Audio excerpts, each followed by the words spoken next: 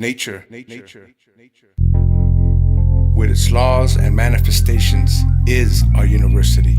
The renewal of life, the wane of light, the ebb and flow of seas, all have lessons. The main features of modern culture are deep loss, feeling rootless, caught in the web of temporal time, in survival mode in the immediate and the shallow. Humanity is completing 5,200 years of an age marked by the rise of the so-called civilization, class societies, patriarchy, empire, and conquest. We are now in the precipice of a new age driven by the rising feminine balance, alignment, and coherency. We are nearing the end of empires and earth destruction. It's a choice more than a given. It requires consciousness more than timing. So let's challenge the status quo. Let's create alternatives and imagine the new. Underground hip-hop instead of mainstream rap. Community-based cultural spaces and coffee shops instead of Walmart or Starbucks. Community dialogues and youth gatherings instead of mindless entertainment. Awareness, not ignorance. Connection, not detachment. Integrity, not fragmentation. We may choose wrongly. We may miss the turn. We may retreat in the face of the new ground moving beneath us, as well as the alignments of the galaxy and stars. It's in our hands which way we go. Ride the change, ride the movement, now we all lean. Trust in the ancient teachings. The life force and energy streams of the universe flow through us all. Let the regenerative spirit of Ometeotl guide you past the obstacles, diversions, misdirections. Trust. The Creator Spirit has given us all the signs, tools, sacred paths, and clarity to choose. The rest is up to us. Follow the signs, follow the prophets, the poets, and trust in la contracultura.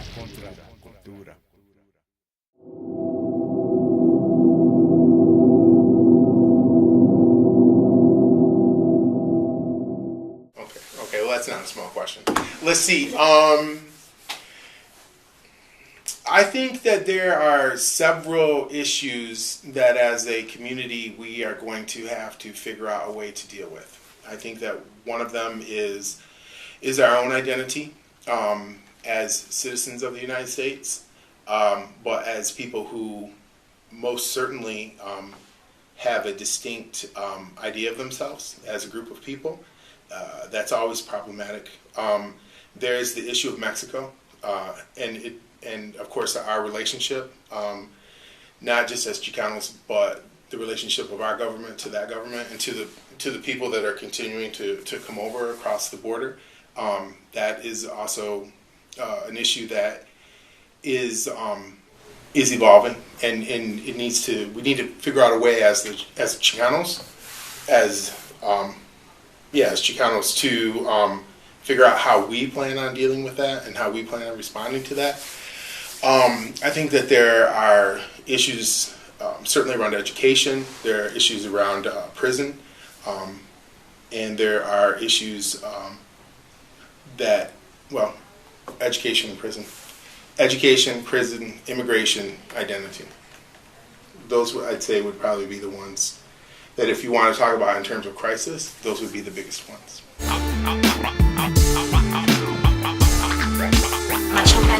Gotcha. We're counterculture like 70s punk rock, 80s hip hop, 90s social struggles, 21st century anti-war movement. Like Joe Scott Heron's perspective on revolution, like reality. My time I heard about MEXA was my freshman year. Like two shoes sent flying through the air at a press conference. Al Jazeera to mass media news. So one of our first goals was to really get MEXA established on campus. Like Slumdog Millionaire presented something more than Bollywood. I didn't start MEXA. A gentleman named Rudy Hernandez was the person who started MEXA. Adding crude counter postmodern culture to put you in our mood. It's like what Husky Radio and Divine Forces is to the hood. Like 90.7 is sentiment and principle rule. We're counterculture, kid. You can put this in the books. What's the weapon of your choice? Truth and cultura. Bombing corn grenades. I'm a full-blown renegade. I thought that it was an awesome student organization who, fought for our culture and who wasn't too intimidated to be quieted or to not say anything of the situation. Truth and cultura. Bombing corn grenades. I'm a full-blown renegade. I'm a full-blown renegade. Bombing corn grenades, I'm a full-blown renegade. This administration still follows the chain. War is still the answer. What's the meaning of change? Homeland security, a tactic against the poor. 287G expanded, so I doubt Obama's take on hope. I doubt Obama's take on hope. 287G expanded, so I doubt Obama's take on hope. What's the meaning of change? Business as usual. Is that the meaning of change? What's the weapon of your choice? Truth and cultura. Bombing corn grenades. I'm a full-blown renegade. I'm a full-blown renegade. Bombing corn grenades. I'm a full-blown renegade. That it's not about confrontation for confrontation's sake. What it's about is developing a plan and executing that plan in a very intelligent and disciplined manner. And discipline will carry you far. Discipline and audacity will carry you far. And that is, I think, again, those are also trademarks of this group. Movimiento, a movement dedicated to the self-determination of a people. Estudiantil identifies the organization as a student group working with Chicano Latino communities both on and off campus.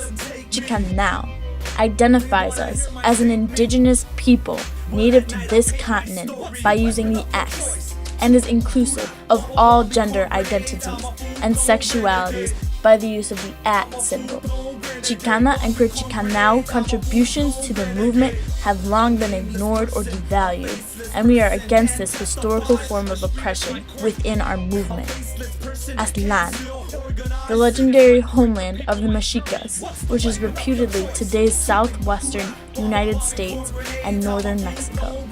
Also a philosophical homeland of our people, our spiritual and cultural homes, our roots and ties to our history and our antepasados. Our chapter resides in Aztlantzing. Aztlán is wherever raza is. MEXA.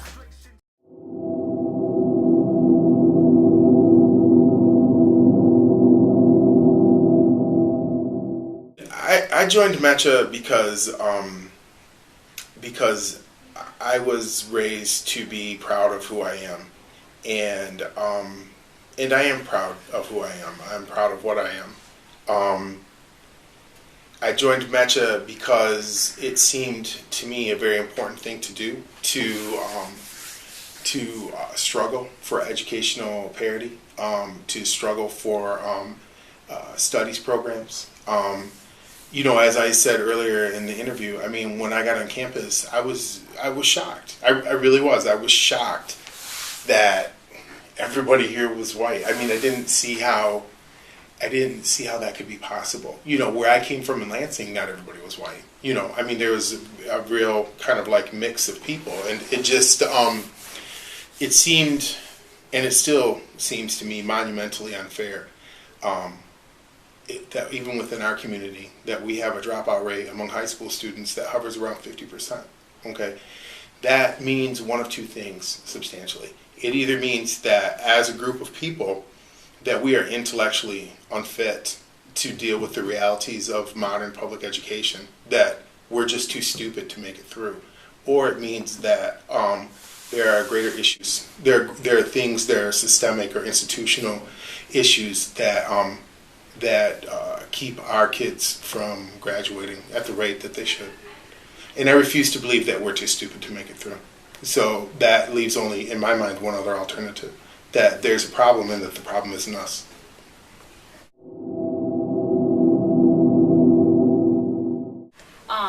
And so those three guys then asked me if I would be like the chairperson for MEXA.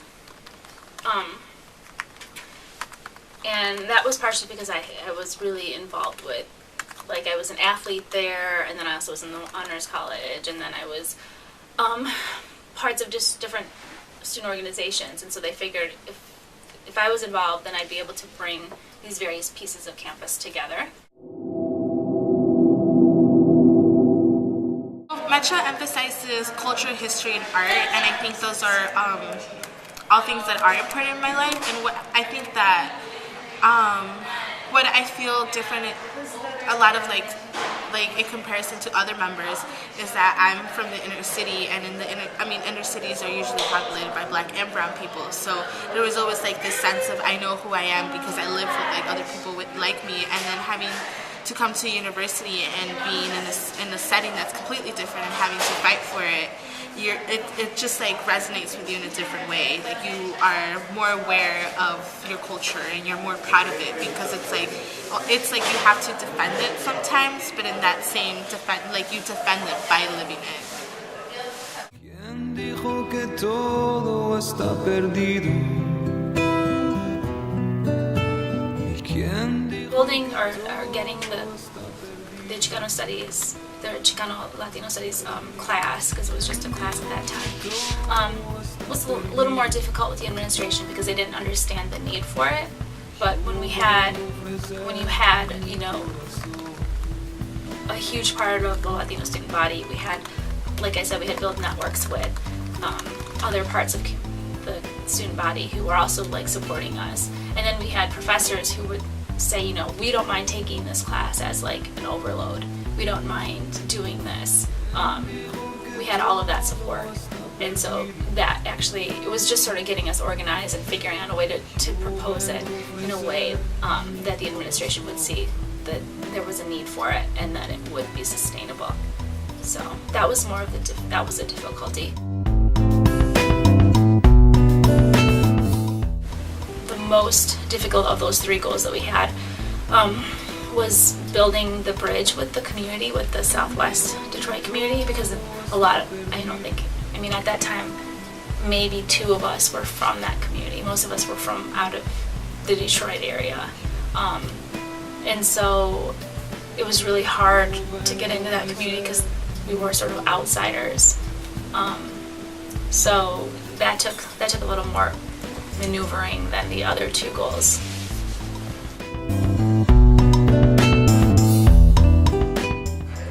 Well, just like that whole freshman year, it was a very turbulent experience because of this organization.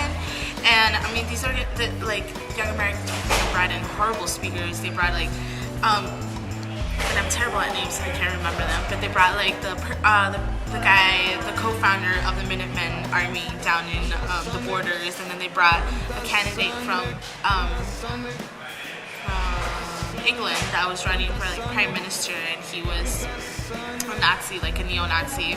And I think that was through that group, it was one of the first like straight out signs of racism that I saw, and that was just like really intense to see. And I think that having to deal with that really helped me grow as an individual and proud of my brownness.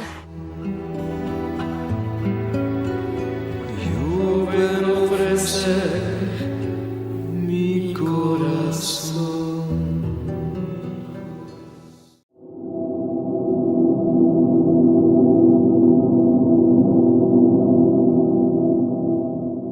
And I hear this a lot on campus with students, and there'll be a group of students who say, we need to do this, and there'll be another group of students who say, no, we need to go in very respectfully, and we need to say, you should do this for us because it's the right thing to do, you know.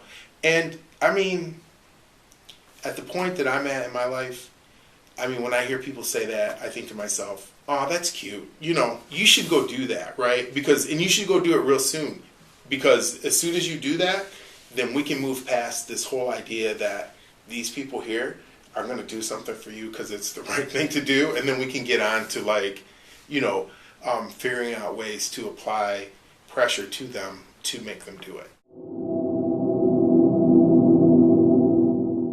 Really, we were able to bridge the gap between MEXA and some of the Black student organizations, one of the international student organizations. So we help support each other when we would have events or bring in have talking series or things like that. At the end of before I transferred to Western, we actually were able to get a Chicano Studies program, or not program, I guess, but a class, which was a starting point. And we were able to start getting ourselves into some of the schools in Southwest Detroit, so we could start talking to the high school students there about steps that are needed to graduate and then ultimately get into higher education, whether it be like a community college or, you know, a university. In Arizona, we were able to connect with other Machistas, and I think that's very important to see, because sometimes you feel that the work that you do in such a big campus and such a small Latino community itself, you feel like isolated and like you're alone. But to see other people, like other Machistas that are fighting the same struggle in different parts of the country, makes you like really feel like you have like a whole group behind you. And although they're not physically here, I know that, you know, if I go somewhere else, there's going to be Machistas. And I think that's very important to realize as an organizer, that you're not the only one that's doing this work, even though sometimes it feels like that. We're not. I mean, as a Chicano student activist on campus, your audience is not other Chicano students. You know, your audience is the 80% of the population that here at Michigan State that is not Chicano. You know, it's actually higher than 80%. It's more, probably more like about the 95% or the 97% of the population here that's not Latino. You know, I mean, so I think that once that group of students really understood that, then they were able to really effectively use the media the way that it needed to be, used. The Great Boycott, I think, was very important here at Michigan State in that it gave students a sort of a rallying point, particularly Latino students, but it wasn't just Latino students. I mean, there were a lot of white students that were very involved in that.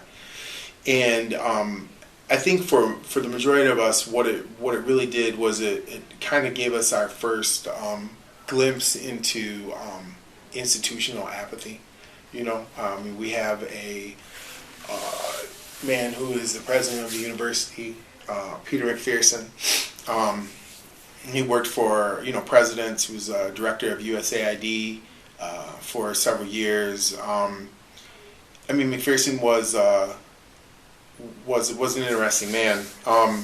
After Bush and his boys took over Iraq in, I think, 2004 or 2005, McPherson is the person that they sent to Iraq to restructure the economy. You know, so, you know, this is a guy who very entrenched in the Republican Party, and in some ways very high up. You know, he was very clear that he was not going to ever honor, you know, this request for the Great Boycott, and I think that you know, through a series of confrontations, you know, what we really began to see was that we had to figure out ways to sort of scale up our own efforts, right? It wasn't just enough to go in and say, hey, Mr. McPherson, could you please do this for us? You know, because it's the right thing to do.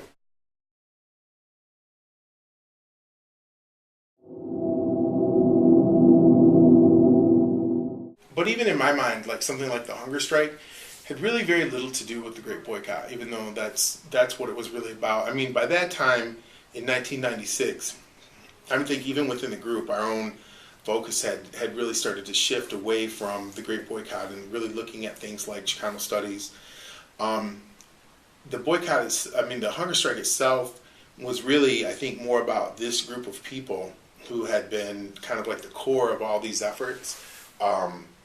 Really making, in some ways, a very public declaration that they were very committed to these ideals, and that they were committed to the practice of nonviolent direct action, even to the point of starving themselves, and that I think it very much was a way for them to say, regardless of whether or not you guys ever do what we ask you to do, we are determined that this is what we're going to continue to do.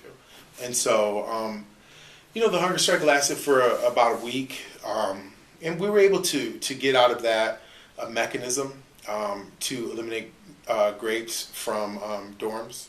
We still weren't ever able to get the whole boycott. But I think that it very much radicalized the people that were a part of it, and it really helped them to see, to get a glimpse of where they might have to go in order to, to make some of these things happen.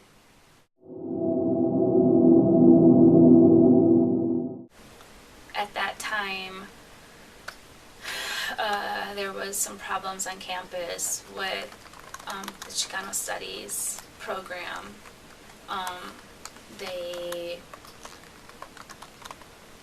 The director of the program was retiring, and the dean had placed another director in the position who wasn't a Chicano Studies scholar. I believe her specialty, or her area of specialization, was in Italian costume design. And so the students were really concerned because we weren't sure the way that she would, or how she would change the program, and if she would help it sustain sort of its roots. And so MEXA became super involved. At that point, before that had happened, there was maybe 10 of us in MEXA who were, diehards. We go to the meetings, we do things on campus, but then after that, we were able to garner a lot of support, on campus. It was interesting, the people that would come out of the woodwork. We had machistas from the 80s who were showing up to our meetings. We had machistas, all kinds of alumni that were coming to our meetings. We had machistas coming from other parts of New Mexico, from other universities to come support. So it was a really cool experience. That was different than any of the other times I had been in a MEXA experience.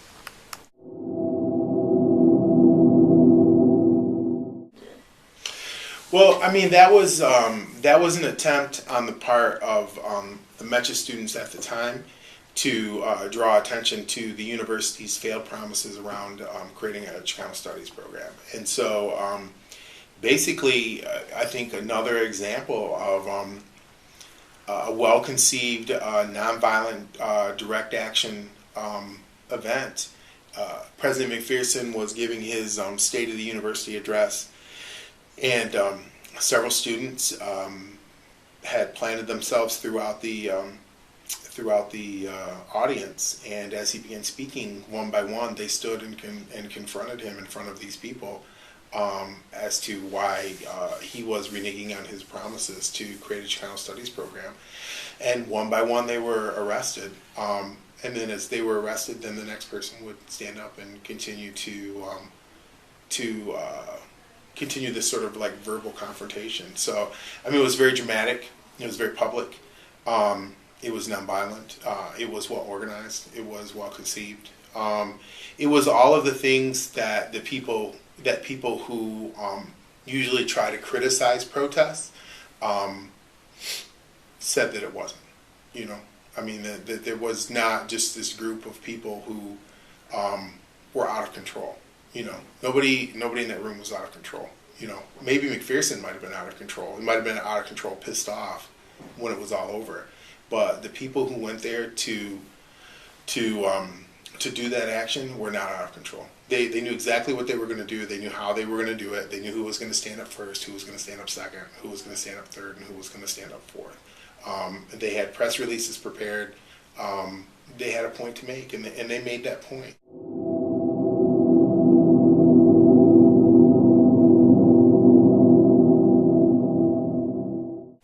I think people should join MEXA. I think they should be a part of it. I'm very proud of the fact that I was in MEXA, that I'm a machista, I'm an ex-machista, if that's how people want to put it. I'm very proud of the fact that my kids who have gone to college have participated in MEXA, although they participated in MEXA most of their life. I'm very proud of the fact that after I left here, I started the Chicano Development Center with some friends of mine, that I have spent my life working in the Chicano community as an organizer. And all of that stems from here. I wouldn't have done any of that if I hadn't been involved in MEXA in college. Yeah, I love MEXA. It's a good organization. Once again, straight away went to the MEXA the Mechistas, and I introduced myself, and I said, whatever you need help with, please, I'm always here to help. I'm here to do whatever. The Mecha here was predominantly women, so it was great kind of to be able to share some of my experiences with them as being like a Chicana in the academy. And that's been a very meaningful experience for me. But then also, I've come full circle because I'm now the Mecha advisor. So to me, it's really funny. I mean, it's touching, and it's really interesting because I became involved in Mecha because of a Mechista from MSU. And that Mechista from MSU is actually, I think he played a part in having me here on campus. And now I'm the Mecha advisor for that Mecha group that asked me to, they first got me involved in Mecha. So it's like, this is just, a crazy circle. It's a very interesting cycle, and I'm hoping that, I can continue sort of building that consciousness and working with Chicanos on campus. But it's been great so far. I love the Mechistas. I think it's effective in the way that it brings issues to light and talk about things that other people aren't talking about, like SB 1070 and immigration laws that are outside of Arizona are affecting students. Students here, but the laws that are being proposed in Michigan that are similar to SB 1070. Like any work, I definitely feel that it can be better, and I think that that's something that we learn through the years, and hopefully the more we learn, the better we will get at talking to other people and giving our message out. But I do think that we are an effective group. Even just within ourselves, being part of Mecha has helped us grow so much, and through the work that we do, I feel that we know what we want to do in the future as well.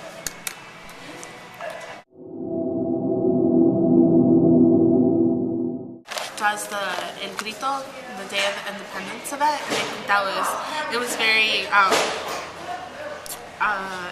it was important to see that like Mexican culture and Central American culture is being celebrated it within the institution of that is not that we're not the majority, and that was really nice to see that flag and see all those Mexicans come out. I was like, yeah, I'm Mexican too. And it's really interesting when you graduate, and you go somewhere and you see somebody with a Mecha shirt on, and you're like, oh, are you in Mecha? And you start having this conversation, and sometimes you find out you're at the same conferences, and it really builds this network. And it's not necessarily just a network because you're both brown, but it's a network because you both there's this consciousness that you both sort of share.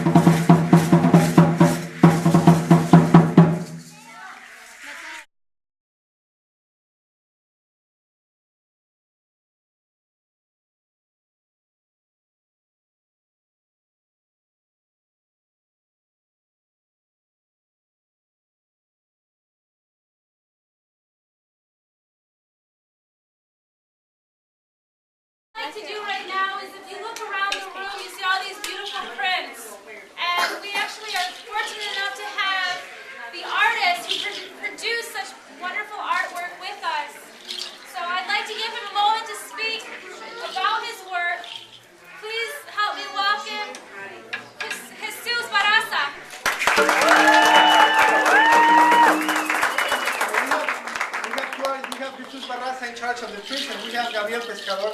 consecrated with the ofrenda and the painting.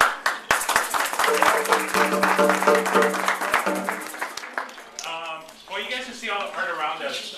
One of the big things that we try to do, and I have to say that this is both the work of me and my wife, Melanie Cervantes, who has to stay back in California because she's got to work. But this is all artwork that we've done. And a lot of the stuff in here is really, we do a lot of portraits, and we try to capture a lot of the history of our people and put that into our community. And so a lot of these, it's really cool that a lot of these prints that Dylan chose are a lot of people that passed away and represent a lot of different struggles where a lot of people passed away. So I think I'm just really happy that all this work is here and that all these people, all our ancestors, all the people that came before us that made it so we can have our people in universities like this. Because remember, like 40 years ago, we couldn't be at universities like this, and it was people like someone on that wall, Angela Davis, who's now a university professor, the kind of people that open the doors for us to be in these kind of places. So, thanks for checking the work out. Right. Estamos claros que vivimos en la misma situación. Para eso estamos organizando y ser fuertes en la lucha ante el mundo. Para esto invitamos a la gente en cada pueblo, en cada país, que sigamos luchando. Y luego pues, ¿qué estamos pensando? ¿Qué estamos viendo? ¿Qué estamos esperando? ¿Qué estamos soñando? ¿Qué vemos al final del asalto? Que estamos muy quietos. Miren nomás cómo estamos viviendo. Yo sé que no estamos contentos de ser perseguidos. Inquietos estamos, yo escucho los grandes suspiros. ¿Qué se puede hacer para proteger a nuestros niños? Mientras refugiados nos sentimos en los olvidos. Se siente la tensión de los pueblos atacados. Miren nomás, dice la doña, pues un lado del puesto leyendo el periódico, casi temblando sigue la doña. Mendigos políticos siempre mintiendo. ¿Qué será de nuestra vida? Pues en este estado de constante represión en el que estamos, vemos que nuestro futuro puede ser negado. La conciencia crece de los pueblos hostigados. Vamos. We are here to stop these people from coming in. And if we stop them from coming in with kindness or bullets, I guess it doesn't matter. The question is, why would that person think that I would be a Mexican first and American second? He should have been deported.